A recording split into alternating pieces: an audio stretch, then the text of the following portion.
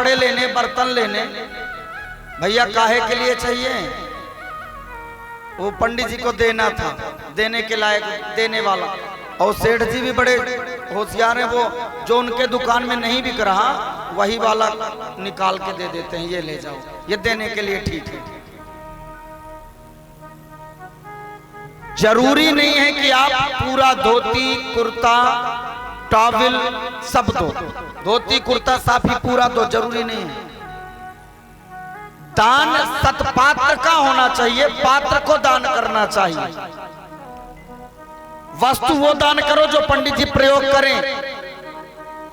पंडित जी आपके यहाँ सत्यनारायण भगवान की कथा की है, आपने कुर्ता धोती साफी दिया और उसको पंडित जी ले गए और घर में फेंक दिए, पोछा भी नहीं लगाने के काम आया, तो आपने दे दिया, उसका कोई फल आपको नहीं मिलता, आपका पैसा बर्बाद। एक बनियान दीजिए, एक शर्ट दीजिए, एक टॉवल दीजिए, लेकिन ऐसी दीजिए जिसको पंडित जी यूज करें, भले वो 50 रुपए की हो, उसका फल मिलेगा। और आपने 300 रुपया का कुर्ता धोती पन्ना दे दिया, उसका कोई फल नहीं है, क्योंकि जब उसको पंडित जी प्रयोग करेंगे तब तो फल है। हाँ, नहीं 400 रुपया सिलने वाला लेता है तो पंडित जी 300 रुपया का कुर्ता धोती साफी काहे को सिलवाएंगे? हाँ? देखिए, मैं तो कथा व्यास के सिवा, कथा वार्ता के सिवा मैं कोई अन्य कार्य कभी करता नहीं हूं, लेकिन ये जगत के विषय में अपने लिए नहीं, हर ब्राह्मण के लिए हमें सोचना पड़ेगा। क्यों? आज इलेक्ट्रिक वाला अपने दुकान में अगरबत्ती लगाता है, अगरबत्ती लगा के कहता है लोगों के खूब पंखे जलें, खूब एसी जलें, खूब कूलर जले, मेरी दुकान अच्छी चले। क्यों? वो बनाने के लिए बैठे ही बेचारा, नहीं चलेगा तो क्या करेगा?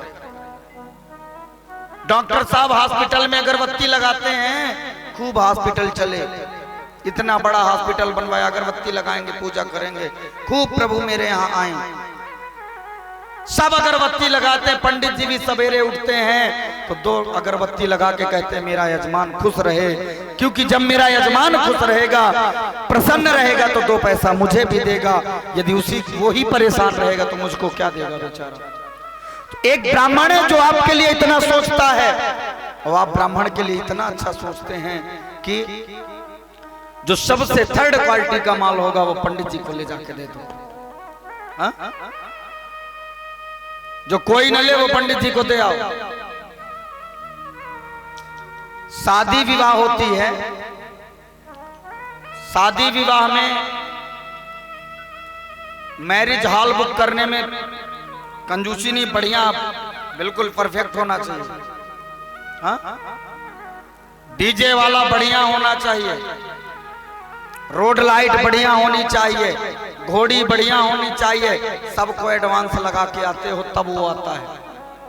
पंडित जी को एक बार कह दिए, बेचारे आते हैं शादी कराने के लिए, कोई पंडित जी को पूछने वाला नहीं, पंडित जी पानी लेंगे, रात भर पंडित जी जगते हैं, ना तो डीजे शादी कराता, ना पैलेस शादी कराता, ना रोड लाइट शादी कराती, 2 पक्षों को मिलाने वाला एक ब्राह्मण है। और किसी में कटौती नहीं होती, पूरी कटौती पंडित जी में बाद में हो जाती है। अरे पंडित जी बिटिया वाला काम है, पंडित जी आपके घर की बात है, इसी में निपटा लो। पूरी कटौती ब्राह्मण में योगी और कहीं नहीं होती है। ये सच्चाई है जीवन की। जितनी फीस डॉक्टर साहब आपसे लेते हैं उतनी फीस पंडित जी से भी लेते हैं।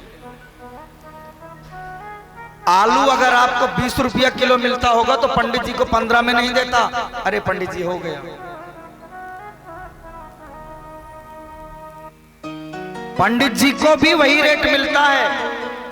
तो मेरी माताओं बहनों भाइयों थोड़ा सा सोचो ब्राह्मणों के लिए, नहीं तो कुछ दिन में धीरे धीरे वो समय आ रहा है कि अब पंडित जी का लड़का क्या है, मैं नहीं करूंगा ये सब, कोई तैयारी नहीं है करने के लिए। तो धीरे धीरे ऐसा समय जाता जा रहा है कि कुछ दिन में फिर आपको ब्राह्मण नहीं मिलेंगे।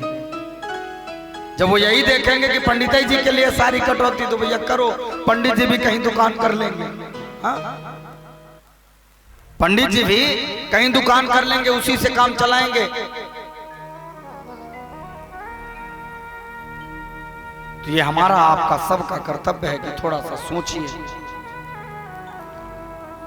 और नहीं तो मुझसे एक बार किसी ने कहा था, यही सतना की घटना, बोले महाराज जी आप लोगों का रेट इतना हाई है, कुछ दिन बाद ऐसा समय आएगा कि आप लोगों से कोई पूजा नहीं करवाएगा, वो टीवी के माध्यम से वो कैसेट लगाएंगे, सब हो जाएगा। संयोग से 4-6 महीने बाद उसका बाप मर गया। तो मेरे पास फोन किया, महाराज जी कुछ ब्राह्मण चाहिए। मैंने कहा कैसेट लगा के खिला दो जितने लोग। मुझको फोन किया, मैंने कहा कैसेट लगा के खिला दो, क्या करना है तुमको ब्राह्मणों की। बोला महाराज जी आज आप तब की बात लिए बैठे हैं। मैंने कहा तुमने तब के बारे में नहीं सोचा था, तुमने अब के बारे में नहीं सोचा था तब जब तुमने ये बोला था। आज हमारा कर्तव्य है कि हम थोड़ा सा सोचें ब्राह्मणों के लिए कि उसका भी परिवार अच्छे से चले। यदि हमारा अच्छे से चले तो हमारे पंडित जी का भी परिवार अच्छे से चले, वो भी भूखे ना रहें। यदि हमारा ब्राह्मण भूखा है, असंतुष्ट है, तो हमारे जीवन में चाहे जितना कमा ले कोई मतलब नहीं। मेरे भी घर में कोई ब्राह्मण आता होगा, मेरे भी घर में पंडित जी आते हैं, मैं सबकी बात कर रहा हूँ। बोलो राधे राधे।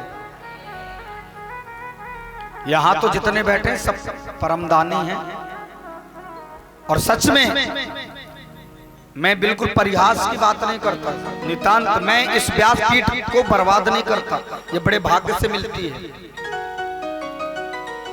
मेरे सतना जिले की 144वीं कथा, ये सतना जिले की कथा, सतना में, बाहर की नहीं गिनती कर रहा, मैं सतना जिले की कथा गिनती करता हूँ। 144वीं कथा मेरी संपन्न हो रही है। सतना जिले में मैं 144 कथा कह चुका, जिसमें से सतना शहर में लगभग ये 128-129 कथा है। मैं सतना में ही ज्यादा कथा कहता हूँ, सतना में मेरा जन्म हुआ है, मैं बाहर ज्यादा नहीं जाता। यदि आप लोग नहीं दे रहे होते तो काहे को बाहर में भी जाता। तो निवेदन करूं कि आप लोगों का कर्तव्य है कि ब्राह्मण का सम्मान करें। राजा रहुगण के पास सब कुछ होते हुए आज नर्क की तरफ जा रहे थे, तो जो ब्राह्मण कभी आचार्यत्व नहीं किया, क्योंकि आचार्यत्व करने वाले को नर्क जाना पड़ता है। ये आप याद रखिए कि जो आपके कुल के लिए इतना सब कुछ करता है, आपको तारने का प्रयास करता है, उस ब्राह्मण को नर्क जाना पड़ता है। क्यों? क्योंकि आपके लिए वो ढेर सारी पूजा करवाते हैं, आपके द्वारा दिया हुआ दान लेते हैं। तो जब दान देते हैं तो आपको आशीर्वाद देते हैं, तो अपना पुण्य देते हैं। आपको पुण्य देके आपको परोपकारी बना के, पुण्यात्मा बना के गोविंद के पास भेजते हैं, और स्वयं बेचारे आपके लिए नरक जाते हैं। तो आप लोग नहीं सोचेंगे तो कौन सोचेगा? तो ये कर्तव्य है हम सबका। यदि नहीं सोचेंगे तो फिर मैंने बताया ही है कि लोभी गुरु लालची चेला, दोनों नरक में ठेला, दोनों को जाना पड़ता है। तो ये सोचना पड़ेगा। आदरणीय जड़भरत जी कहते हैं कि नमो भगवतो धर्मा यात्मा विशोधनाय नम इति अहो विचित्रम भगवद दुचेष्टितम यज्ञ जनोयम ही मिशन पश्यति। तुम्हारे द्वारा किया हुआ धर्म जो है राजन, वही तुम्हें परमात्मा के पास लेके जाएगा।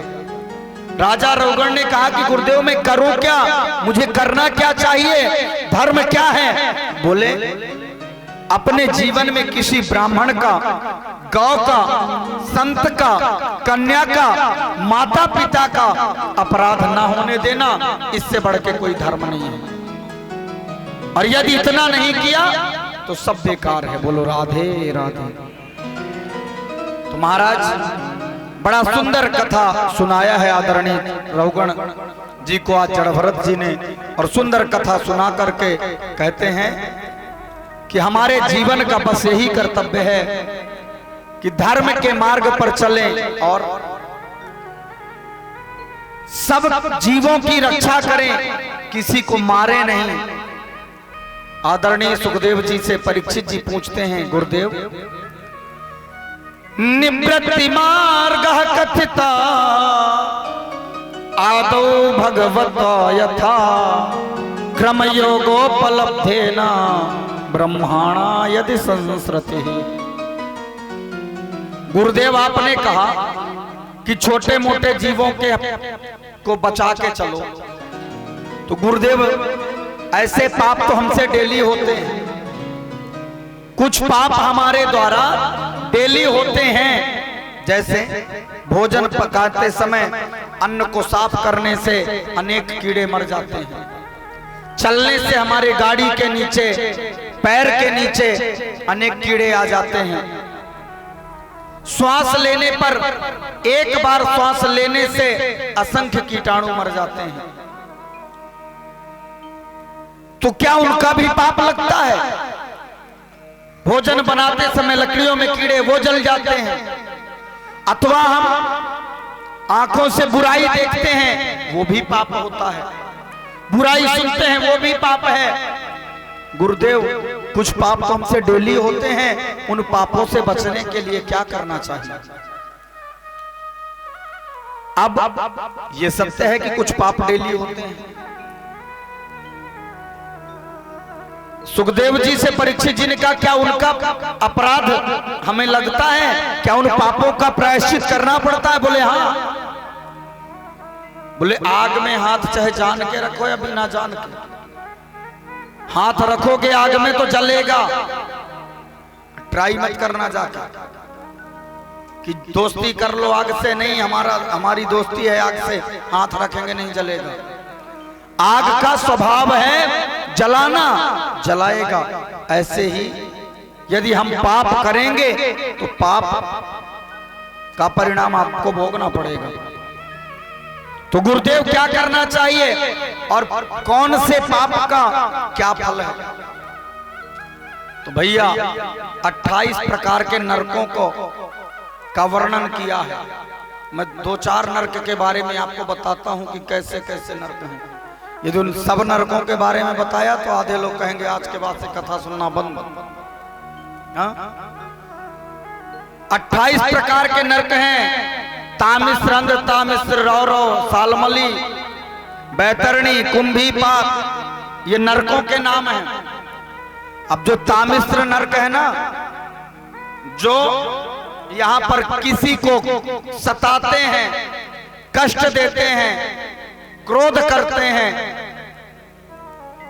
ऐसे लोगों को तामिश्र नरक ले जाते हैं। तामिश्र माने तामा। तामे के जैसे तांबा लाल होता है ना, ऐसे ही वहां की भूमि एकदम लाल होती है, और ऐसे लोगों को लेके जाते हैं। वो चलता है और जब चलता है तो जलता है उसका शरीर, बहुत ताप होता है, बहुत कष्ट होता है।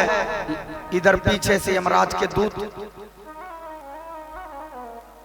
बैल को देखा है ना, जब बैल को किसान चलाता है तो एक लकड़ी लिए रहता है, उसमें छोटी सी कीली लगी रहती है, क्या बोलते हैं अपने यहाँ उसको, वो लकड़ी रहती है डंडा, उससे ऐसे बैल को चलाने के लिए क्या बोलते हैं भाई? अरई। अरई, वही अरई। ऐसे ही यमराज के दूत बड़े बड़े भाले लिए रहते हैं, जब जीव नहीं चलता पीछे से लगाते हैं, घोंचते हैं, चल आगे बढ़, तब जबरदस्ती चलाते हैं। बोलता है मुझको रोक दो, थोड़ी देर छाया में बैठा दो, थोड़ी देर आराम दे दो। बोलते हैं तुमने किसी को आराम दिया है कभी? दिन भर नौकर को परेशान करते थे, आराम दिए कभी? बोले नहीं। बोले चलो तुमको सालमली के नीचे ले चलते हैं, सालमली वृक्ष का नाम है, ये वहां पर है। तो सालमली के पास ले जाते हैं। अब इस वृक्ष के जो पत्ते हैं ये कृपाण की तरह है, तलवार की तरह नहीं, कृपाण। तलवार में एक तरफ धार होती है, कृपाण में दोनों तरफ, ना इधर से कृपा करे ना इधर से। कृपाण उसके जैसे पत्ते हैं, ऊपर से गिरते हैं, जीव को भेद देते हैं, लेकिन मरता नहीं है, इतना कष्ट है। कुंभीपात जो नरक है, जो कुदृष्टि से बहन बेटियों को देखते हैं, या किसी जीव को खा जाते हैं मार करके, उनको कुंभीपात नरक में लेके जाते हैं। ये नरक जानते हैं कैसा? कुंभीपात माने कड़ाहा, समझ रहे हैं? कड़ाहा तो यहाँ छोटे छोटे होते हैं ना, वहां बहुत बड़े बड़े कड़ाहा रहते हैं जिसमें 2, 4, 10 हजार लोग एक बार में घुस जाएं। और ऐसे कड़ाहे में उबलता तेल रहता है, जैसे पूड़ी को डालते हैं, आलू बड़े को डालते हैं, तल जाता है ना, ऐसे ही ऐसे पाप करने वालों को उसमें डाल दिया जाता है और वो तल जाता है। तब उसके ऊपर नमक लगा के फेंक देते हैं बाहर, रख के मरता नहीं है। और अनेक वहां के कीड़े आकर के खाते हैं। बोले यमराज फेंक देता है, बोले अब इनको खाओ, ये बहुत तुमको खाए थे ना, वो वहां इंतजार करते रहते हैं, तू हमको खाया था, आज तेरी बारी आएगी। माटी कहे कुम्हार से क्यों तू रोंदे मोहे, एक दिन ऐसा आएगा मैं रो दूंगी तुम, एक दिन ऐसा आएगा। और एक अंधतामिश्र नरक है। अंधतामिश्र जानते हैं कैसा है? वो लोहे का, जिससे आप लोग आटा वगैरह बनाते हैं, सिंघाड़े का, क्या बोलते हैं वो लोहे का? खलबट्टा। नहीं समझो तो अदरक वाला, वो जो कूचते हो, हाँ? अदरक जिससे कूचते हो, छोटा वाला, उसका छोटा वाला भाई, जैसे अदरक को डाल करके कूचते हो ना, ऐसे अंधतामिश्र किसको भेजा जाता है? जो जीवन में रास्ते में गड्ढे करते हैं, कांटे लगा देते हैं, रास्ते में पत्थर देखे हटाते नहीं हैं, या कोई निकल जाए उसको कष्ट ना हो, यदि हटा दे वो नहीं जाता, यदि उसको और गड्ढा बना दे, ऐसे लोगों को क्या करते हैं? या दूसरे को अनहोन ना देखने पर उसको गलत वस्तुएं देते हैं, खिलाते हैं। नशा करने वालों को उसी में डाल दिया जाता है। और वहां पर जो कूटने, जैसे हम लोग अदरक कूटते हैं, ऐसे ही हम जैसे 2-4 हजार लोगों को डाल करके कूट दिया जाता है, लेकिन मरते नहीं हैं। बहुत खतरनाक है। और एक नरक है, कौन सा? वैतरणी। ये 100 योजन की है। 100 योजन माने 1200 किलोमीटर। एक योजन में 4 कोस और एक कोस में 3 किलोमीटर। 3 किलोमीटर का एक कोस और 4 कोस का एक योजन, 1200 किलोमीटर। अब इस नदी में, बैतरणी नदी में पानी वानी नहीं है, इसमें गंगा जल नहीं बहता, इसमें रक्त, खून, मावाद, हड्डियां, अस्थियां इसमें बहती हैं। तब वहां पूछा जाता है, क्यों भैया कुछ गैया दान किए थे? पूछ पकड़ के, वही गौ माता तुमको पकड़ के, बोले हाँ दान किए थे, एक बछिया मरने वाली थी हमारी, उसी को दे दिए थे पंडित जी को। हाँ, कहते हैं ना मरी बछिया ब्राह्मण के नाम, बोले वही दिए थे। बोले पकड़ो पूछ। अब पूछ पकड़ के थोड़ी दूर आगे गाय बढ़ी, अब वो बढ़ ही नहीं पा रही क्योंकि मरी बछिया थी। हाँ, ऐसे ही दान किए थे ना? बोले हाँ। तब समझ में आता है कि मुझे सवत्सा दान करना चाहिए।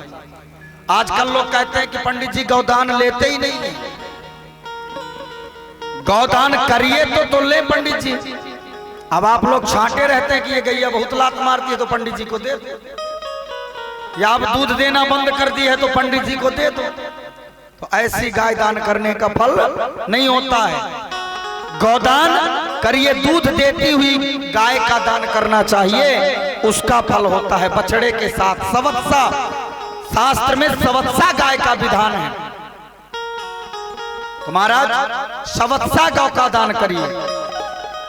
और जब हम लोग जीवन में दान नहीं किए, पुण्य नहीं किए, धर्म नहीं किए, तो बैतरणी नदी में डाल दिया जाता है। वहां बड़े बड़े अजगर, बड़ी बड़ी मछलियां, बड़े बड़े केकड़े वहां पर हैं। कहते हैं चलो आ गया, इसको खाओ, नोचते हैं चारों तरफ से, फिर भी जीव मरता नहीं है। तब उसको भेजा जाता है, चल जा फिर से धरती पे, और पता नहीं कौन सा जीव बना करके भेज दिया गया। फिर आए चींटी मटा नालियों का कीड़ा बन करके। इसलिए सज्जनों, धर्म करिए, पुण्य करिए और जीवन को सफल करिए। आदरणीय सुखदेव जी कहते हैं कि राजन, पाप करने का जितने हमसे पाप हुए हैं घर में, कुछ पाप हमसे डेली होते हैं, तो घर में 5 कार्य डेली करना चाहिए। क्या? पहली बात तो हम प्रथम पाप धरती माता में करते हैं, माँ है उसी पे पैर रखना चालू करते हैं। सवेरे से धरती माता पे जूता पहन के, चप्पल पहन के चलते हैं, कितने पाप करते हैं, थूकते हैं, मलमूत्र त्यागते हैं, तो धरती माँ का कष्ट। तो आप सवेरे उठिए, धरती माँ को प्रणाम करिए, सबसे पहला काम है। और उसके बाद माता पिता को प्रणाम करिए, और फिर स्नान ध्यान करके सबसे पहले सूर्य भगवान को जल चढ़ाइए। और सूर्य भगवान को जल चढ़ाने का फायदा देखिए। पहली बात तो अगर आप एक लाइट का कनेक्शन लें, एक लाइट का कनेक्शन लेते हैं तो बिजली देना पड़ता है, नहीं देते तो कनेक्शन एमपीबी वाले आके काट देते हैं, बिजली विभाग वाले। सूर्य भगवान इतनी रोशनी देते हैं, यदि वो रोशनी ना दे तो भोजन नहीं मिलेगा, खेती होगी ही नहीं। तो हम उन सूर्य नारायण को बिजली का टैक्स मान करके ही 1 लोटा जल सवेरे चढ़ाओ। और एक बात बता दूं, दुनिया के सारे ग्रह आपका बिगाड़ रहे हो, लेकिन सूर्य आपके पक्ष में हो तो सूर्य उच्च का ग्रह है। यदि सूर्य हमारा उच्च का है तो राहु केतु शनि ये नीच के ग्रह हैं, ये नुकसान नहीं कर सकते। भाई हमारा संपर्क हमारे घर से अच्छा है तो दुनिया वाले चाहे जो चिल्लाते रहे, उससे कोई असर नहीं होता। तो सूर्य नारायण को जल चढ़ाइए और गौ को ग्रास दीजिए। पहली रोटी गौ माता को जरूर दीजिए, इससे आपके बच्चे की अकाल मृत्यु नहीं होगी। गौ को ग्रास दीजिए और गौ ग्रास दीजिए गुड़ के साथ, गाय को मीठा के साथ कुछ ग्रास दीजिए। पहली रोटी, तवे की पहली रोटी देना चाहिए। और प्रतिदिन हवन करिए, प्रतिदिन हवन करिए, अतिथि का सत्कार प्रतिदिन करिए और गरीब को प्रतिदिन खिलाइए। और लास्ट में केचित